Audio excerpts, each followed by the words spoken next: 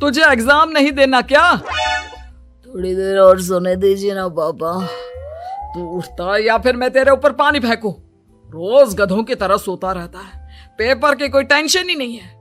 और एक हमारा समय था जब हम पेपर में फेल होने के डर से रात भर पढ़ा करते थे, सो ही नहीं पाते थे। तो क्या अब आप उसका बदला मुझसे लेंगे? मैं 15 मिनट बाद उठ जाऊंगा, आप प्लीज जाइए, मुझे डिस्टर्ब मत कीजिए। इतना कहकर रौनक रजाई ढककर फिर से सो जाता है।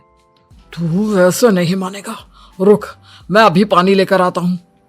बस फिर क्या था, इतना कहकर वो भागते हुए बाथरूम में जाते हैं और पानी की एक बड़ी सी बाल्टी लाकर रौनक के ऊपर फेंक देते हैं। पानी पड़ते ही रौनक झट से उठ जाता है। ये आपने क्या किया पापा? अब तो उठेगा नहीं तो यही करना पड़ेगा ना। वैसे थैंक्स डैड, आपके कारण ना अब मुझे नहाने की भी जरूरत नहीं पड़ेगी।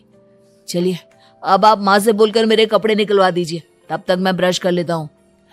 वैसे कल ना आप एक काम और करना, नहलाने के साथ साथ मुझे ब्रश भी करवा देना। ये ब्रश करने में ना मुझे बहुत आलस आता है। रौनक की बातों से अरविंद का मुंह खुला का खुला रह जाता है। वो अपनी पत्नी कमला के पास जाता है और रौनक की हरकतों के बारे में बताता है, जिसे सुन उसकी पत्नी हंसने लगती है। तुम अपने बेटे को समझाने के बजाय हंस रही हो। रौनक बच्चा है, धीरे धीरे सुधर जाएगा, आप क्यों उसके पीछे पड़े रहते हो? अभी नहीं सुधरेगा तो कब सुधरेगा? 10वीं क्लास में है रौनक, वो अब कोई बच्चा नहीं रहा। अरविंद की इतना बोलते ही वहां रौनक भी आ जाता है। क्या डैड, मैंने आपको एक काम दिया था, वो भी नहीं हुआ आपसे। अरे क्या हुआ बेटा? माँ, मैंने डैड से बोला था कि वो आपको बोलकर मेरे स्कूल की यूनिफॉर्म निकाल दे, लेकिन मेरे पीछे पड़ने के अलावा इनसे एक काम ढंग से नहीं होता। देख रही हो कमला, देख रही हो अपने लाडले को? अरे आप चुप रहिए जी। चलो बेटा, मैं तुम्हें कपड़े निकाल कर दे देती हूँ। बस ऐसे ही साल पर साल बीतते जाते हैं, लेकिन रौनक के रवैये में कोई बदलाव नहीं आता। वो पहले से भी ज्यादा आलसी और पूरी तरह अपने माता पिता पर निर्भर हो जाता है। 2 साल बाद पता नहीं कहाँ गायब रहता है पूरे दिन, अब तक तो आ जाना चाहिए था। अरे आप इतनी फिक्र क्यों कर रहे हो उसकी? दोस्तों के साथ खेल रहा होगा, आ जाएगा अभी। ये कोई टाइम है खेलने का? 10 बजने वाले हैं, इतनी रात में कौन खेलता है? कमला कुछ कहती उससे पहले ही रौनक वहां आ जाता है। मम्मी जल्दी से खाना लगा दो, बहुत भूख लग रही है। तुम्हें तब तक खाना नहीं मिलेगा जब तक तुम बता नहीं देते कि इतनी रात गए कहां से आ रहे हो। ओह प्लीज डैड, अब आप एसी पे प्रद्युमन बनकर मेरे सर पर बंदूक लेकर मत बैठ जाना। अपनी फालतू की बकवास बंद कर और बता कहां से आ रहा है। माँ अब समझाइए ना डैड को। बता देना बेटा, इनको भी तसल्ली हो जाएगी। आप बोल रही हैं तो बता देता हूँ, मैं दोस्तों के साथ मूवी देखने गया था, इसलिए देर हो गई। तो इन सब चीजों में मेरे पैसे उड़ाता है? कभी 1 रुपया कमाने के बारे में सोचा है तूने? जब देखो हवा की तरह पैसे उड़ाता रहता है। माँ अब आप इन्हें चुप करा दीजिए, वरना ना मुझे गुस्सा आ जाएगा। अच्छा क्या कर लेगा? बता ना, क्या कर लेगा तू? वैसे बात तो ठीक ही है, मैं कर ही क्या सकता हूँ, पैसे तो फिर भी मैं आपसे ही मांगूंगा ना। चलिए अब ये सब बात छोड़िए और मम्मी मेरे लिए खाना लगा दीजिए। अभी लगा देती हूँ बेटा। मैं बता रहा हूँ कमला, एक दिन ये ऐसे ही बिगड़ जाएगा। उफ़ो, आप क्यों इतना पीछे पड़े रहते हो मेरे बच्चे के? बात की बाद में देखेंगे, अभी आप शांति से उसे खाना खाने देंगे। अगले दिन डैडी मुझे 10,000 रुपए चाहिए। हाँ? अब इतने पैसे क्यों चाहिए तुझे? डैड आप बिना सवाल किए कभी पैसे नहीं दे सकते क्या? जब तक तू बताएगा नहीं तुझे पैसे भी नहीं मिलेंगे। अरे अब आप अपने बेटे को पैसे भी नहीं दे सकते? नालायक, तेरी उम्र के लोग नौकरी करते हैं और एक तू है जो नौकरी करने का नाम ही नहीं लेता कभी। आप लोगों के होते हुए भला मैं नौकरी क्यों करूं? अरे हम कब तक पैसे देंगे तुझे? तुझे भी तो अपने पैरों पर खड़ा होना होगा ना। कौन सा उधार के पैरों पर खड़ा हूँ? अपने ही तो पैरों पर खड़ा हूँ मैं। इसी तरह रौनक दिन प्रतिदिन लापरवाह होता जाता है। उसकी लापरवाही को देखते हुए अरविंद और कमला अपने बेटे की शादी कराने का फैसला लेते हैं और 1 महीने के अंदर अंदर ही रौनक की शादी मेघा नाम की लड़की से करा देते हैं। शादी के कुछ दिन बाद, रौनक, मुझे एक अच्छी सी साड़ी चाहिए, आप ला दोगे ना? हाँ, क्यों नहीं। कितने तक की आती है साड़ी? यही करीब 5,000 तक की।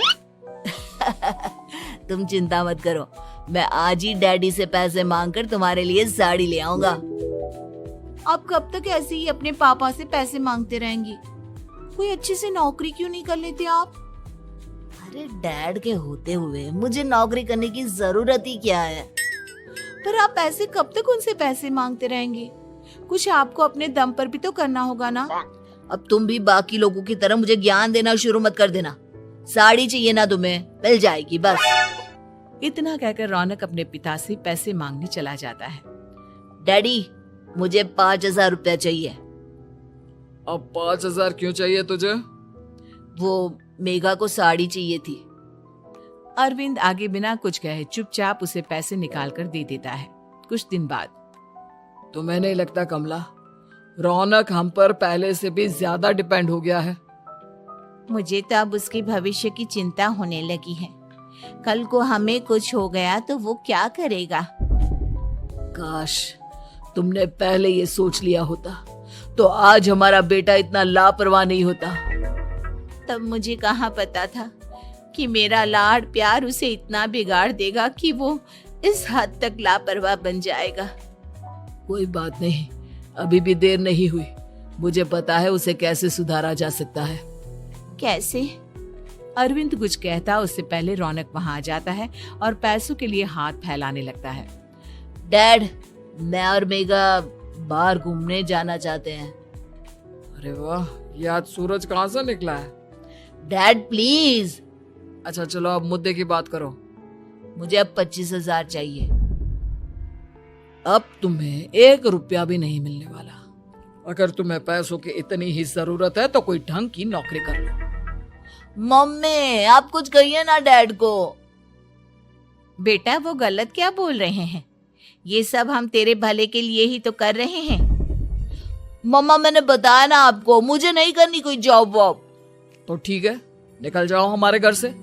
तुम्हारे जैसे लोगों के लिए मैंने ये घर खड़ा नहीं किया है। जितना ये घर आपका है ना, उतना ही मेरा भी है। मैं कहीं नहीं जाने वाला। जाना तो पड़ेगा ही तुझे, क्योंकि अब मैं तेरा कोई भी खर्चा नहीं उठाने वाला। ठीक है, मत उठाइए मेरा खर्चा, मैं अपने दम पर भी जी सकता हूँ। तो बेशर्मों की तरह अब तक यहाँ क्यों खड़ा है? अपना सामान ले और निकल जाए यहाँ से। रौनक पैर पटकते हुए वहां से चला जाता है। घर से निकालना जरूरी है क्या उसे? बिना पैसों के कौन रखेगा उसे किराए पर? अगर उसका भविष्य सुधारना है तो हमें अपने दिल पर पत्थर रखकर ये कदम उठाना ही होगा। दोनों बात कर रहे होते हैं कि रौनक अपनी पत्नी के साथ एक बड़ा सा बैग लेकर घर से निकल जाता है, लेकिन घर से बाहर उसे कोई भी मुफ्त में अपने घर किराए पर नहीं रखता। अंत में थक हार कर वो फिर से अपने घर चला जाता है। क्या हुआ? थोड़ी देर पहले तो दहाड़ते हुए घर से निकला था, अब क्या हुआ? नहीं रखा ना किसी ने तुझे किराए पर? डैड प्लीज, मैं कुछ दिनों में कोई अच्छी सी नौकरी शुरू कर दूंगा। आप तब तक तो हमें रख लीजिए प्लीज।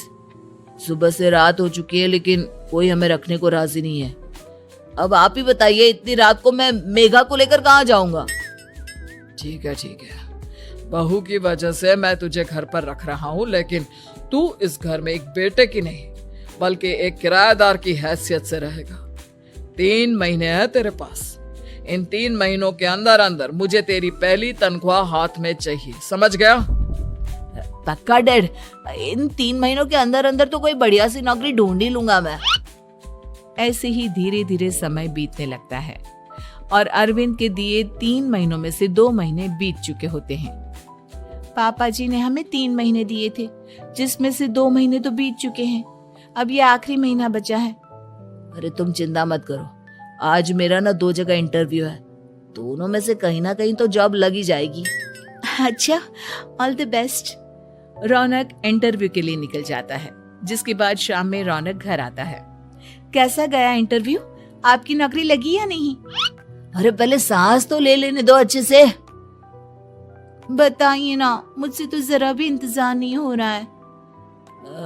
वो दरअसल बात यह है कि मेरी नौकरी तो लग चुकी है, लेकिन पैसे बहुत कम है। कितने पैसे हैं? 15,000। इतने में अरविंद और कमला मिठाई का डिब्बा लेकर आ जाते हैं। बधाई हो बेटा। हम जानते थे तेरी जॉब जरूर लगेगी। लेकिन मेरी सैलरी बहुत कम है मम्मा। कम है तो क्या हुआ, धीरे धीरे बढ़ जाएगी। हाँ बेटा, हम तो बस चाहते थे कि तू अपने पैरों पर खड़ा हो जाए। मतलब अब आप मुझे घर से नहीं निकालेंगे? नहीं, ये सब हमने तुझे जिम्मेदार इंसान बनाने के लिए किया था। Thank you mummy papa.